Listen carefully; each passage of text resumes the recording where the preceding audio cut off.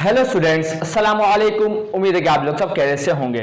मेरा नाम है श्याम गौरी और आज मैं स्टूडेंट पढ़ाने वाला हूँ क्लास 12 का एक नया चैप्टर इलेक्ट्रोस्टैटिक्स।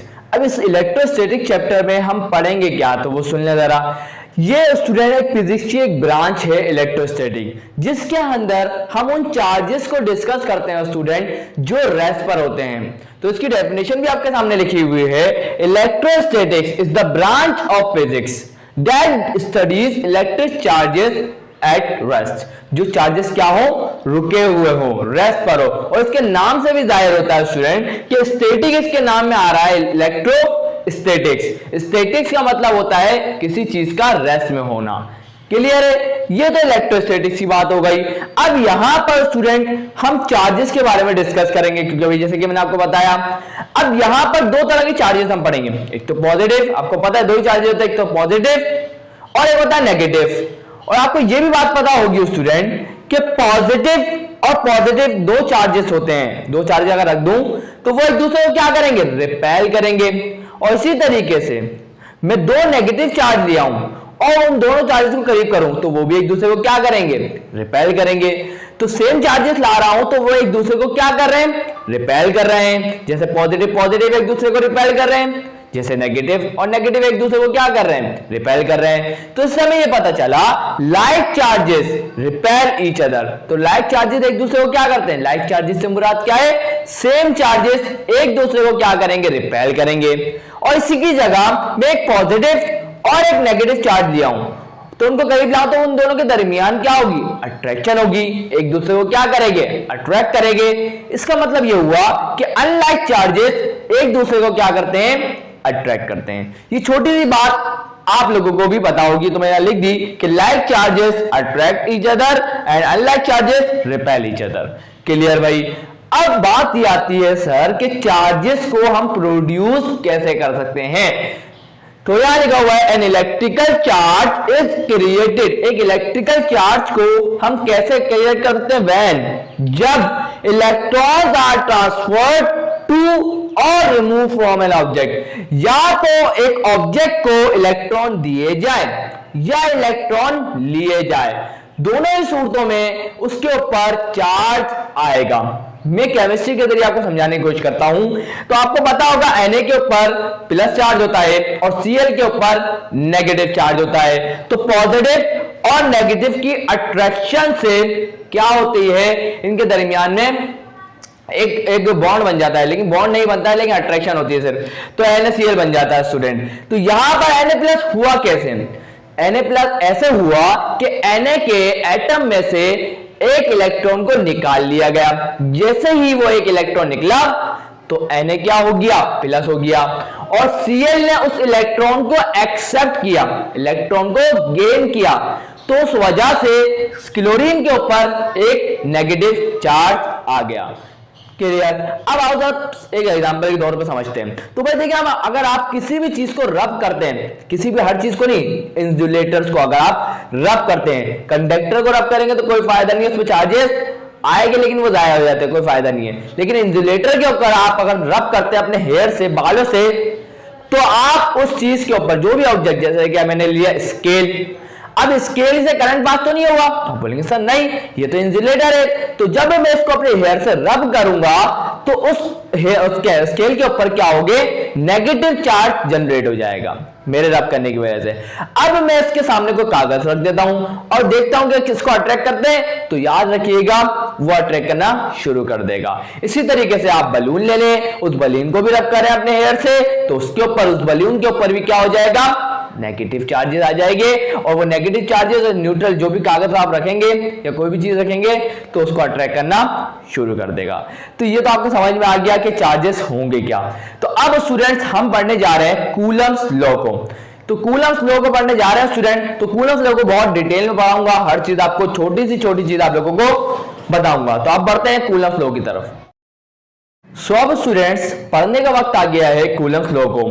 तो कूलम्स लॉ को सबसे पहले हमें किसने बताया, उसका पूरा नाम था, लेकिन कूलम्स लॉ के मतलब साइंटिस्ट के नाम पर ही है, लेकिन उसका उस शख्स का पूरा नाम क्या था वो अभी देख लेते हैं। The first experiment to investigate का मतलब मालूम करने के लिए quantitative law of force between localised charges was carried out by, किसने लिए थे भाई, was carried out by Charles Augustin de Coulomb in 1784।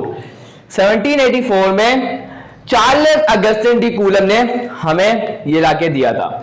Using uh tortoise balance, और किसको, जिस इंस्ट्रूमेंट को इन्होंने यूज किया था वो कौन सा इंस्ट्रूमेंट था, टॉर्टोइज बैलेंस के जरिए। तो ये तो इन्होंने मालूम किया। अब उन्होंने एक्सपेरिमेंट कर लिया, तो जब एक्सपेरिमेंट कर लिया जाता है स्टूडेंट, तो कुछ ना कुछ उसका नतीजा निकलता है ना, निकलता है ना। तो अब हर लॉ की, आपको पता ही होगा, हर लॉ की स्टेटमेंट होती है। तो अब उन्होंने एक्सपेरिमेंट कर लिया और उन्होंने देखा, उन्होंने हमें बताया क्या, तो वो समझे जरा स्टूडेंट। देखिए हमारे पास एक पॉजिटिव चार्ज है और ये भी एक पॉजिटिव चार्ज है, भले ये नेगेटिव हो और ये भी नेगेटिव हो, एक पॉजिटिव हो और ये वाला नेगेटिव हो, इन सब चार्जेस के दरमियान में अट्रैक्शन या रिपल्जन होगी कि नहीं होगी। बस हमें उन्होंने ये बताया, साथ साथ हमें ये बताया कि इन दोनों चार्जेस के दरमियान में जो फोर्स होगी, उस फोर्स को हम क्या बोलेंगे, इलेक्ट्रोस्टैटिक फोर्स, या तो आप बोल सकते हैं कूलम्स फोर्स। क्लियर है। तो इन दोनों चार्जेस के दरमियान में जो फोर्स होगी उसको मालूम करने का, उसका मैग्नीट्यूड मालूम करने का फॉर्मूला हमें बताया कूलम्स लॉ ने, मतलब कूलम ने। क्लियर। तो यहां पर उसके बाद उसने डायरेक्शन भी बता दी हमारे को, क्या बताया, डायरेक्शन भी। तो यही उसने मैग्नीट्यूड बताने का हमारे को तरीका ये बता रहा है। देखिए, the electric force between to static charges, point to be noted student, कि यहां पर जो चार्जेस इस्तेमाल हो रहे हैं वो दोनों चार्जेस क्या है, रुके हुए हैं, स्टैटिक है, मूव नहीं कर रहे। ये पॉइंट को आपको नोट कर लेना है। Point charges varies directly proportional to the product of charges. एक और बात नोट करने वाली आ गई भाई, ये जो फोर्स होगी, जो स्टैटिक इलेक्ट्रोस्टैटिक फोर्स होगी, वो डायरेक्टली प्रोपोर्शनल है the product of charges. Product of charges का मतलब क्या है, वो जो फोर्स है वो एक चार्ज पे डिपेंड नहीं करती, वो तो इस चार्ज पे भी डिपेंड करेगी, वो इस चार्ज पे भी डिपेंड करेगी। तो इस फोर्स को, क्योंकि ये फोर्स है वो दोनों चार्जेस पे डिपेंड कर रही है, वो इस वाले चार्जेस पे भी डिपेंड कर रही है और इस वाले चार्जेस पे भी क्या कर रही है, चार्ज पे डिपेंड कर रही है, जिस वजह से कूलम फोर्स एक म्यूचुअल फोर्स है। म्यूचुअल फोर्स से मुराद क्या है, वो दो फोर्स है, मतलब म्यूचुअल फोर्स क्या है कि वो दोनों चार्जेस की फोर्स। देखें, ये जो चार्ज 1 है Q1, ये क्या करेगा, Q2 पे फोर्स लगाएगा, तो इसने एक्शन कर दिया। अब हर एक्शन का क्या होता है, रिएक्शन होता है, तो उसके नतीजे में Q2 चार्ज भी तो एक फोर्स लगाएगा Q1 पे, तो हो गई ना म्यूचुअल फोर्स। जब भी तो electrostatic force is directly proportional to the product of their charges. आगे बात करते हैं, एंड कहां गया भाई, विद ईच चार्ज, इसने बात नोटिस भी कर दिया कि हर चार्ज के ऊपर, and inversely proportional to the square of the distance between them. इन दोनों चार्जेस के दरमियान के स्क्वायर ऑफ द डिस्टेंस होगी, मतलब जितना डिस्टेंस है उसका स्क्वायर करेंगे उसके इनवर्सली प्रोपोर्शनल होगी। तो इसने ये बात बताई। अब यही बात को हम मैथमेटिकली लिखेंगे स्टूडेंट, तो कैसे लिखेंगे, उसने बोला कि F is directly proportional to the product of charges and F is inversely proportional to the square of the distance between them। ये हमने बात लिख दी। तो बताएं कोई मुश्किल बात इंशाल्लाह नहीं लगी होगी। अब इस इक्वेशन 1 इसको मैं बोल देता हूं इक्वेशन 1 बोल देता हूं, इसको मैं बोल देता हूं इक्वेशन 2। सही है। By comparing equation 1 and 2, by comparing equation 1 and 2, तो क्या हो जाएगा, F is directly proportional to the product of charges and inversely proportional to the square of the distance between them। ये बात हो गई। चले भाई, अब स्टूडेंट आपको पता है Q1 चार्ज किसको बोला है, मैं आपको दिखा देता हूं, डायग्राम बनाई भी है, कोई टेंशन वाली बात नहीं है। ये आपके सामने डायग्राम आ गई, ये आ गया Q1 चार्ज, ये आ गया Q2 चार्ज, और आर मैंने बोला इन दोनों का डिस्टेंस, इन दोनों चार्जेस के दरमियान के डिस्टेंस को मैंने क्या बोला है, आर बोला है। अब यहां पर आ गया, अब आपको पता है जब भी हम प्रोपोर्शनलिटी का साइन हटाते हैं, रिमूव करते हैं, तो एक कांस्टेंट की एंट्री होती है। अब यहां जो कांस्टेंट आएगा वो आएगा के, क्या आएगा के, तो ये आ गया के Q1 Q2 over are square. ये जो फोर्स आपके सामने आई है ना स्टूडेंट, ये जो फोर्स है ये कहलाती है फोर्स ऑफ वैक्यूम। क्लियर है? तो भाई देखें क्यों ये फोर्स ऑफ वैक्यूम है, क्योंकि ये उस वक्त की फोर्स है जब दोनों चार्जेस के दरमियान में जो मीडियम है वो वैक्यूम है, क्योंकि वैक्यूम एक मीडियम नहीं लेकिन कोई खाली जगह है, एयर है, समझे। लेकिन ये वो वाली फोर्स है और इसके अंदर जो के की वैल्यू होती है, के की वैल्यू होती है उसको हम क्या बोलते हैं, k is equal to 1 divided by 4 pi epsilon naught. ये होती है के की वैल्यू और आप के की वैल्यू निकालेंगे इसको कैलकुलेट करके। 4 एक कांस्टेंट, पाई एक कांस्टेंट, एप्सिलॉन नॉट की वैल्यू नोट कर लें कि एप्सिलॉन नॉट क्या है, एप्सिलॉन नॉट की वैल्यू होती है 8.85 मल्टीप्लाई बाय 10 की पावर -12 कूलम स्क्वायर पर न्यूटन मीटर स्क्वायर। अब आप बोलेंगे सर इसका यूनिट आपने डायरेक्ट कैसे लिख दिया, तो डायरेक्ट वायरेक्ट नहीं लिखा, सब बताऊंगा कि इसका यूनिट आया कैसे। अब इसी बात पे मैं जाने वाला हूं कि इसका यूनिट कैसा है। ये तो कांस्टेंट है और जब आप इसकी वैल्यू यहां पुट करेंगे इस एप्सिलॉन नॉट की, तो आपको के की वैल्यू मिलेगी क्या, 9 मल्टीप्लाई बाय 10 की पावर 9, उसके बाद आएगा न्यूटन मीटर स्क्वायर पर कूलम स्क्वायर। क्लियर है? इंशाल्लाह कोई बात क्लियर हो चुकी है स्टूडेंट। तो अब इसको आगे बढ़ते हैं, अब यूनिट को पढ़ते हैं। तो इतना पढ़ने के बाद अब नोट कर लें इस पॉइंट को, जैसा कि मैंने आपको बताया कि जो के की जो मैंने वैल्यू आप लोगों के सामने लिखी है ये किसके लिए है, जब दो चार्जेस के दरमियान कोई मीडियम ना हो, फ्री स्पेस हो। तो जब फ्री स्पेस होता है तो के की वैल्यू हमारे पास ये आती है।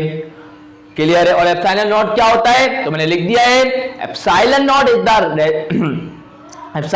Is the permittivity of free space है। क्लियर भाई?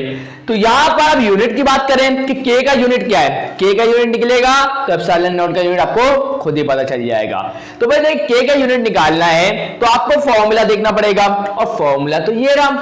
तो आप इस फॉर्मूले को, सही है, इस फॉर्मूले को अरेंज करें के लिए। ये आर स्क्वायर या डिवाइड में है, इक्वल टू दूसरी साइड जाके एफ से मल्टीप्लाई होगा तो ये हो जाएगा एफ आर स्क्वायर और डिनोमिनेटर में क्या आ जाएगा, Q1 Q2 यहां मल्टीप्लाई हो रहे हैं, इक्वल टू दूसरी साइड क्या होगी, डिवाइड, ये आ गया Q1 Q2 और ये बराबर किसके आ जाएगा, के। अब के का यूनिट क्या आएगा, तो देखिए जरा, फोर्स का यूनिट क्या होता है, न्यूटन होता है, ये आ गया न्यूटन। आर क्या है, ये तो डिस्टेंस है और डिस्टेंस का ऐसा यूनिट क्या होता है, मीटर होता है, लेंथ ये ना एक तरह की, ये आ गया मीटर और इसके ऊपर क्या है, स्क्वायर, तो ये आ जाएगा स्क्वायर। और डिनोमिनेटर में चार्ज का ऐसा यूनिट क्या होता है, कूलम, तो दो चार्जेस है, कूलम इंटू कूलम क्या हो जाएगा, कूलम स्क्वायर, तो ये हो जाएगा न्यूटन मीटर स्क्वायर पर कूलम स्क्वायर। और अगर आपको एप्सिलॉन नॉट का यूनिट मालूम कर रहा हूं तो आप क्या करें, इस वैल्यू, इस यूनिट को पलट दें और जब यूनिट को पलट देंगे तो ये बनेगा कूलम स्क्वायर पर न्यूटन मीटर स्क्वायर। तो ये आपके सामने आ गया एप्सिलॉन नॉट का यूनिट। तो आप क्या लिखेंगे, ऐसा यूनिट ऑफ के इज न्यूटन मीटर स्क्वायर पर coulomb square and the unit of epsilon not is coulomb square पर न्यूटन मीटर स्क्वायर।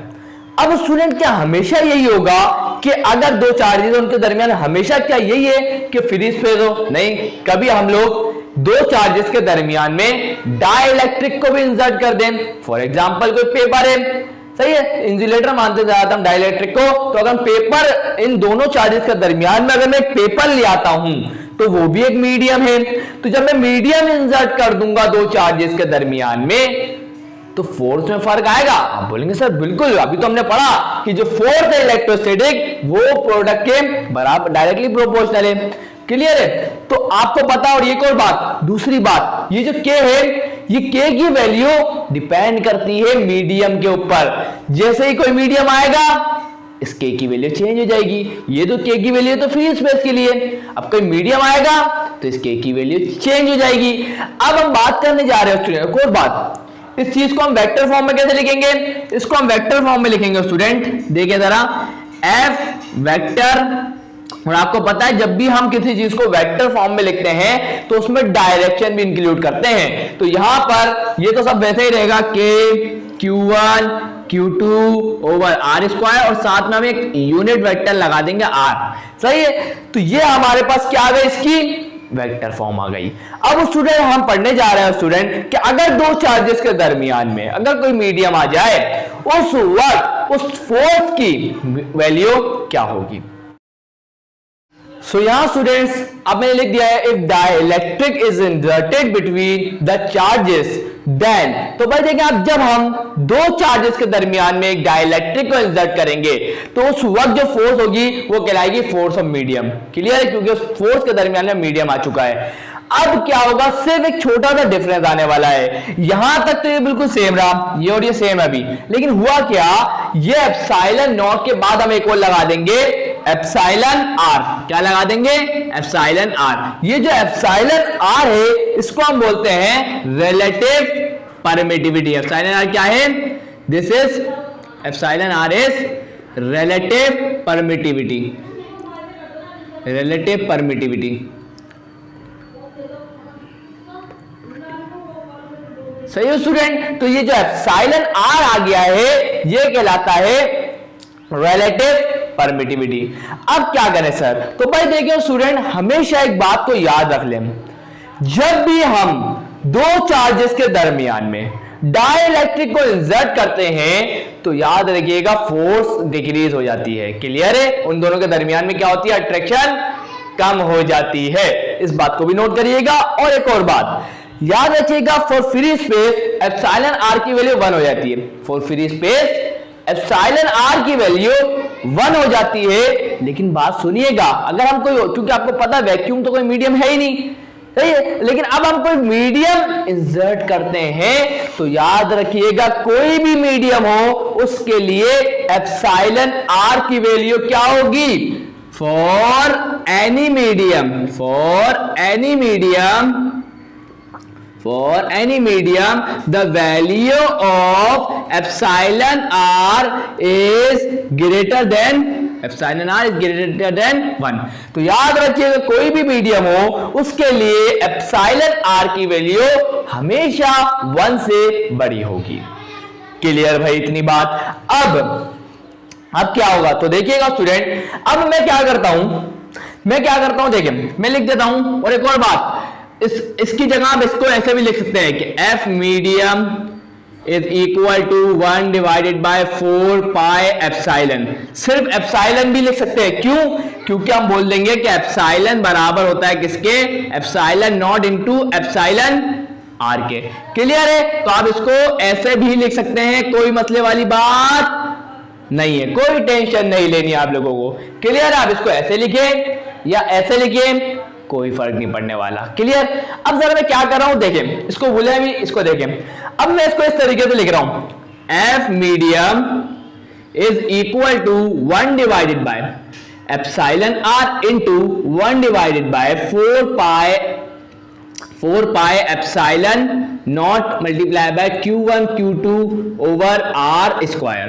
क्लियर है, इंशाल्लाह बात क्लियर होगी। अब यहां से लेके यहां तक अगर आप देखें, ये चीज तो हम पढ़ अब हाँ मैं तो आगे तो लिखा ही नहीं मैंने यहाँ पर, चले तो आगे तो मैंने वो लिखना ही नहीं था, वैसे भी चले। तो ये जो पूरी चीज है यहां से लेके यहां तक, ये तो किसके बराबर थी, फोर्स ऑफ वैक्यूम के बराबर थी, ऐसी थी ना। आप बोलेंगे सर बिल्कुल, क्योंकि k की वैल्यू क्या थी, 1 divided by 4 pi epsilon not, तो k की वैल्यू ये पूरी और ये Q1 Q2 over R square, ये किसके बराबर है, ये तो फोर्स ऑफ वैक्यूम के बराबर है। इसका मतलब मैं इसकी जगह क्या लिख सकता हूं, इसकी जगह मैं लिख सकता हूं F वैक्यूम, तो 1 divided by epsilon R into F vacuum. तो क्लियर। अब हमें क्या पता चल रहा है, हमें पता चल रहा है कि फोर्स ऑफ मीडियम होगी जब हम मीडियम इंसर्ट कर देंगे दो चार्जेस के दरमियान में, तो अब जो फोर्स होगी फोर्स ऑफ मीडियम की वजह से होगी। अब वो किसके बराबर होगी, 1 divided by epsilon R into force of vacuum. Suppose करें हमारे पास फोर्स ऑफ वैक्यूम 10 है, मान के चल रहा हूं बस, फोर्स ऑफ वैक्यूम हमारे पास 10 है। अब मुझे बताएं, मैंने आपको थोड़ी देर पहले क्या बताया, आप बोलेंगे सर आपने एक बात ये बताई कि एप्सिलॉन आर की वैल्यू किसी भी मीडियम के लिए 1 से बड़ी होगी, तो 1 से बड़ी होगी ना, तो डिनोमिनेटर में कोई भी वैल्यू आएगी लेकिन वो क्या होगी, 1 से बड़ी होगी। सपोज कर ले 1.2। अब मुझे बताएं कि जब भी डिनोमिनेटर 1 से बड़ा होता है, 1 से बड़ा होता है, तो ऊपर वाली वैल्यू से कम ही आती है। सपोज करें अगर 10 डिवाइडेड बाय 1 करता हूं तो आंसर क्या आता है 10। अब जैसे ही बढ़ेगा तो अब जो वैल्यू आएगी वो तो 10 से कम आएगी कि नहीं आएगी? आप बोलेंगे सर यस 10 से कम ही आने वाली है। फॉर एग्जांपल 2 है, क्या है 2 है, एप्सिलॉन आर की वैल्यू क्या है 2 है, तो यहां क्या होगा 2 1 2 2 5 10।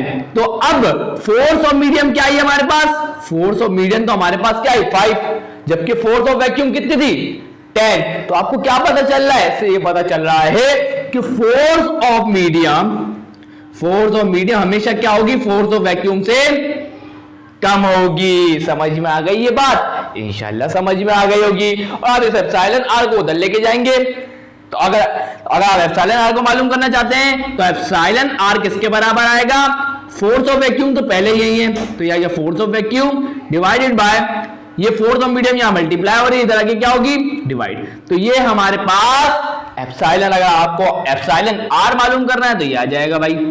क्लियर है? यहां जाके मैंने आपको हर छोटी चीज स्टूडेंट अबाउट दिस टॉपिक मैंने आपको बताई है। अब उसमें चेक करते हैं जरा कि आपको इससे रिलेटेड क्या क्या इंफॉर्मेशन मिल गई है। तो थोड़े बहुत एमसीक्यूज को चेक करते हैं। एमसीक्यूज आपके सामने लेके आ रहा हूं, उस एमसीक्यूज के आंसर आप लोगों को मुझे देने हैं। सो यहाँ स्टूडेंट्स आप लोगों के पास आ चुके हैं 8 एमसीक्यूज, और भी हैं लेकिन सबसे पहले इनको करते हैं। तो यहां पर सबसे पहले पूछा गया है the magnitude of charge on an electron is, बोल रहा है कि एक इलेक्ट्रॉन के ऊपर कितना चार्ज होता है, और चार्ज का यूनिट क्या होता है कूलम। तो याद रखिएगा, आपको वैल्यू याद रखनी है, जब भी मैंने आप लोगों को ऑप्शन नहीं दिए। तो इसकी वैल्यू होगी 1.6 मल्टीप्लाई बाय 10 की पावर -19 कूलम। तो एक इलेक्ट्रॉन के ऊपर इतना कूलम चार्ज होता है स्टूडेंट्स, याद रखें वैल्यूज को जो मैं बता रहा हूं। आगे बढ़ते हैं, अगर याद नहीं होगी तो मसले हो गए, इसलिए अभी याद कर लें आज का तो अच्छा रहेगा। The charge of 1 coulomb is, एक कूलम पर कितना चार्ज होगा उसको कैसे मालूम करेंगे, तो उसके लिए देख लें स्टूडेंट। याद रखिएगा Q बराबर होता है n टाइम्स E के, किसके n टाइम्स E के। यहां जो ये n है वो होता है नंबर ऑफ इलेक्ट्रॉन्स, क्या होता है नंबर ऑफ इलेक्ट्रॉन्स, सही है। तो जो भी हमारे पास आएगा तो n से मल्टीप्लाई कर देंगे E को, जैसे कि n1 होगा, n2 होगा, n3 होगा, जो भी अगर सही है। अब क्या होगा स्टूडेंट्स, इस Q को हम यही रखते हैं और E को हम यहाँ डिवाइड में ले आते हैं, तो हमें पता चल जाएगा नंबर ऑफ इलेक्ट्रॉन्स। क्लियर है? तो भाई देखिएगा स्टूडेंट, तो यहाँ Q है, Q कितना बोला उसने बोला यहाँ पर 1 कूलम, तो इस Q की जगह क्या आ जाएगा 1 आ गया। और इलेक्ट्रॉन के ऊपर चार्ज कितना होता है 1.6 मल्टीप्लाई बाय 10 की power -19 coulomb is equal to number of electron. Clear? अब इसको डिवाइड करवाएंगे और हमारे पास पता चल जाएगा कि एक कूलम के ऊपर कितना चार्ज होता है। तो जब आप 1 को डिवाइड करवाएंगे 1.6 से, तो लगभग आपके पास आएगा 0.625 मल्टीप्लाई बाय, यहां जो 10 की पावर -19 है, इसको इक्वल टू मतलब न्यूमरेटर में लाएंगे तो हो जाएगा 10 की पावर 19। तो ये जो पॉइंट है इसको आगे मूव कराऊंगा तो ये हो जाएगा 6.25 मल्टीप्लाई बाय 10 की पावर 19 -1।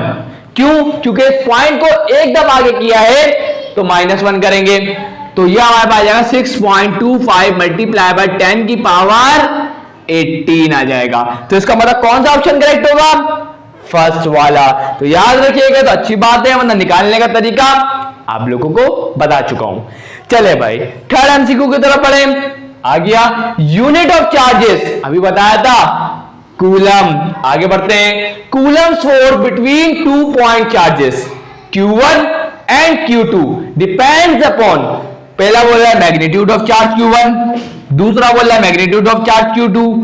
तीसरा बोला the distance between the 2 point charges, और आखिरी वाला है ऑल ऑफ दिस। तो मुझे बताएं इलेक्ट्रोस्टैटिक या कूलम फोर्स का हमारा फॉर्मूला क्या है, K Q1 Q2 over R square.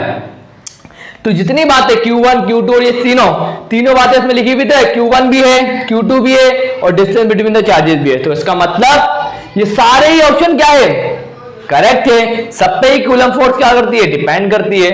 आगे बढ़ते हैं, बोल रहे हैं कि यूनिट ऑफ के इज, वैल्यू थोड़ी मांग रहे हैं, तो यूनिट क्या होगा, यूनिट निकालेंगे के एफ के फॉर्मूले से, के Q1 Q2 over R square, are को उधर भेजे, F r square divided by Q1 Q2 is equal to के।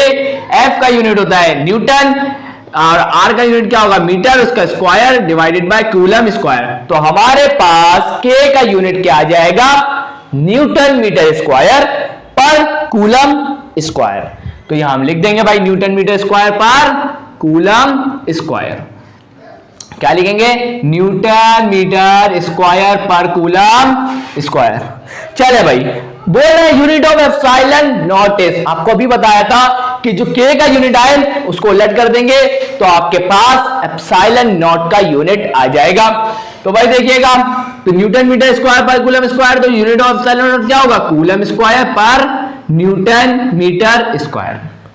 अब पूछ रहा है कि वैल्यू ऑफ के फॉर फ्री स्पेसेस, तो अभी बताई थी 9 मल्टीप्लाई बाय 10 की पावर 9 और हमारे पास क्या आ जाएगा यूनिट, न्यूटन मीटर स्क्वायर पर कूलम स्क्वायर।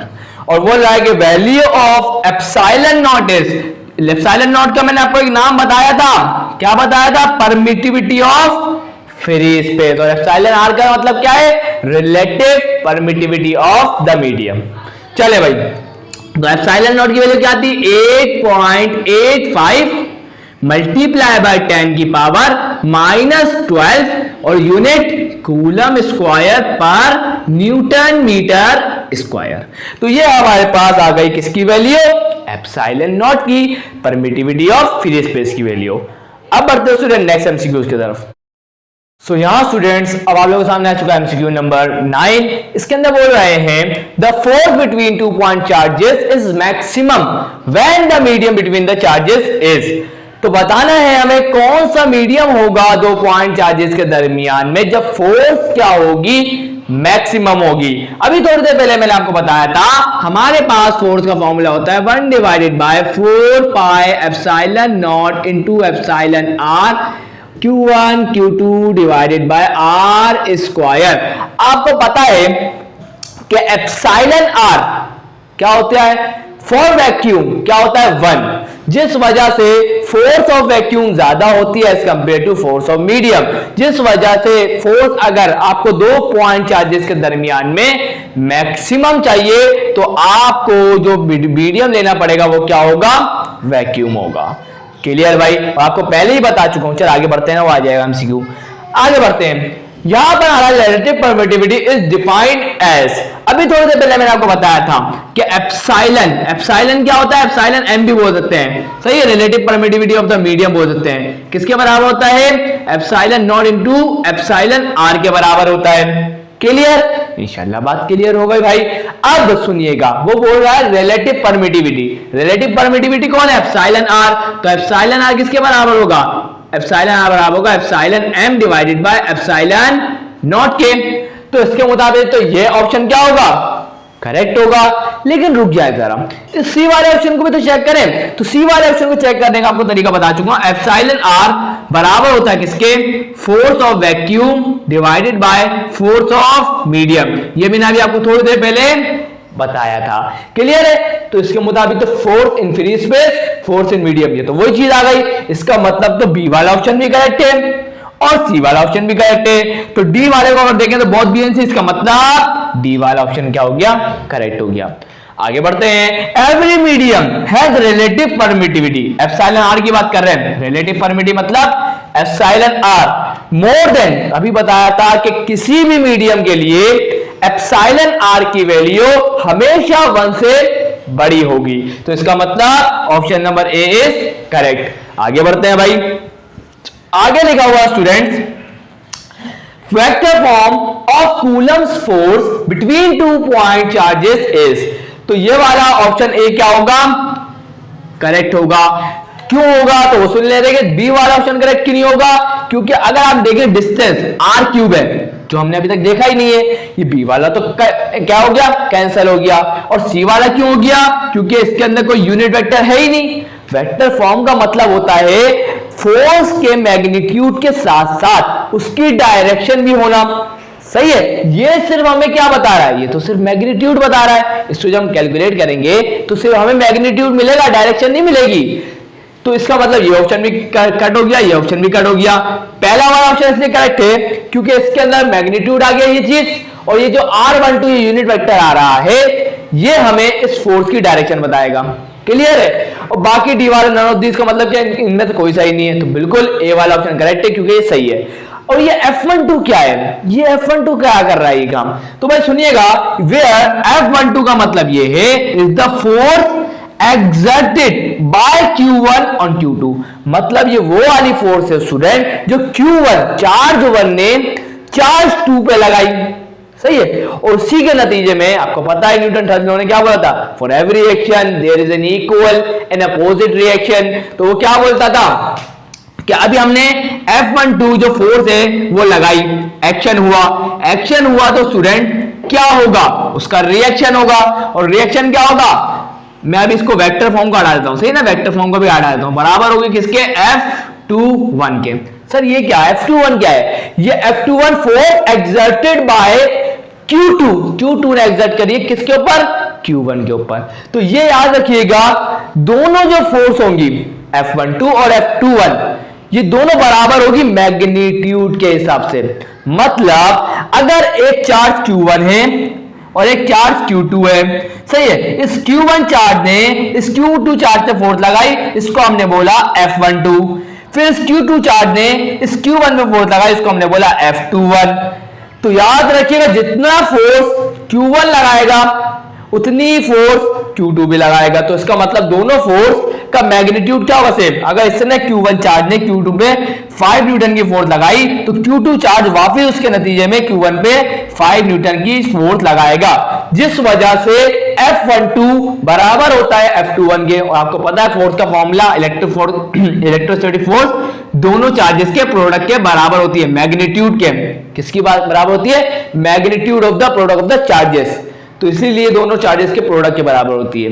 तो इसका मतलब ये मैग्नीट्यूड के हवाले से तो बराबर है, लेकिन वेक्टर के हिसाब से बराबर नहीं है। अगर मैं F12 का वेक्टर ले लूं तो वो क्या होगा, नेगेटिव ऑफ F21 वेक्टर के बराबर आएगा, क्योंकि हम लोग जब भी वेक्टर की बात करते हैं तो डायरेक्शन क्या होती है, इंपॉर्टेंट होती है। क्यों, तो जरा गौर फरमाए। इस Q1 चार्जेस Q2 चार्ज पे इस तरफ फोर्स लगाई, इस Q2 चार्जेस Q1 चार्ज पे इस तरफ फोर्स लगाई, मैग्नीट्यूड तो सेम है लेकिन डायरेक्शन तो अपोजिट है ना। डायरेक्शन क्या है, एक इधर है तो एक इधर है। और आपको पता है डायरेक्शन जब अपोजिट हो जाती है तो यहां जो नेगेटिव साइन मैंने लगाया है वो नेगेटिव साइन हमें यह बता रहा है कि जो ये F12 और F21 जो फोर्स है वो अपोजिट डायरेक्शन में है, लेकिन उनका मैग्नीट्यूड क्या है, सेम। तो ये वेक्टर फॉर्म में है।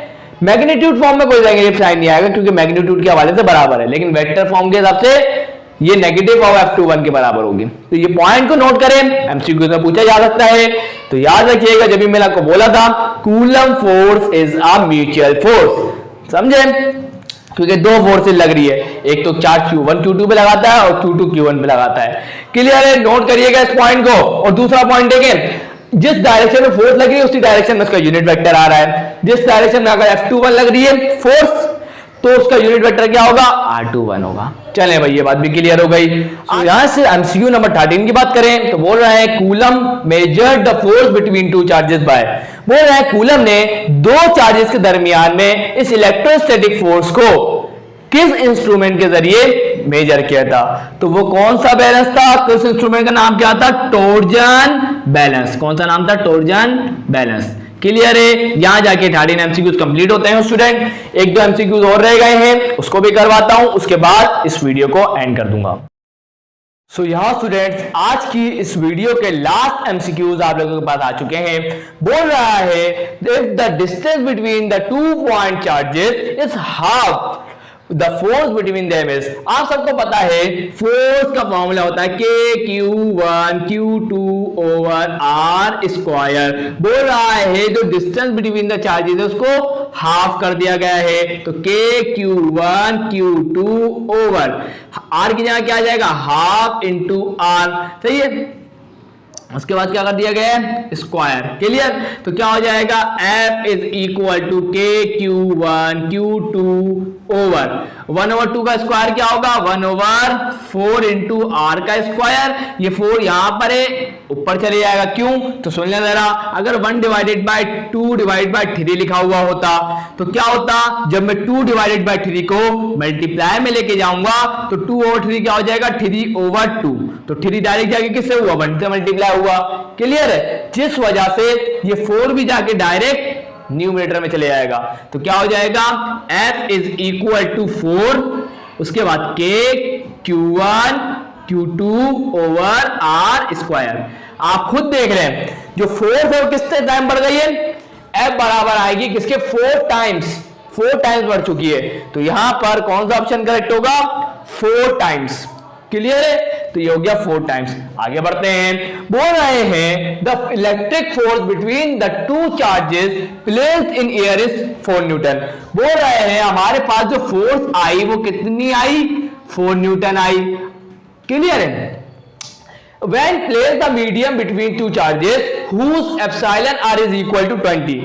बोल रहे हैं अब हमने उसी फोर्स को क्या करा, ये दरमियान में एक मीडियम को इंसर्ट कर दिया जिसकी एप्सिलॉन आर की वैल्यू है 20। अब हमें पता है जो नई फोर्स होगी वो किसके बराबर होगी force of vacuum, force divided by epsilon r के। तो फोर्स और नई फोर्स किसके बराबर होगी 4 डिवाइडेड बाय एप्सिलॉन आर के। तो फोर्स हमारे पास कितनी थी 4 और एप्सिलॉन आर की वैल्यू कितनी है 20।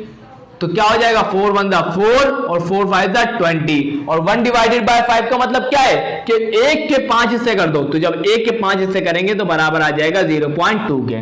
क्लियर। तो इसका मतलब ऑप्शन नंबर बी क्या है करेक्ट है। सो इंशाल्लाह आज की इस वीडियो को स्टूडेंट आप लोगों को जरूर फायदा हुआ होगा और अगर वीडियो अच्छी लगी तो लाइक जरूर कर दीजिएगा, चैनल को सब्सक्राइब करके बेल आइकन भेज करके ऑल पे जरूर क्लिक करिएगा। तो मिलता हूं नेक्स्ट वीडियो में, तब तक के लिए अल्लाह हाफिज।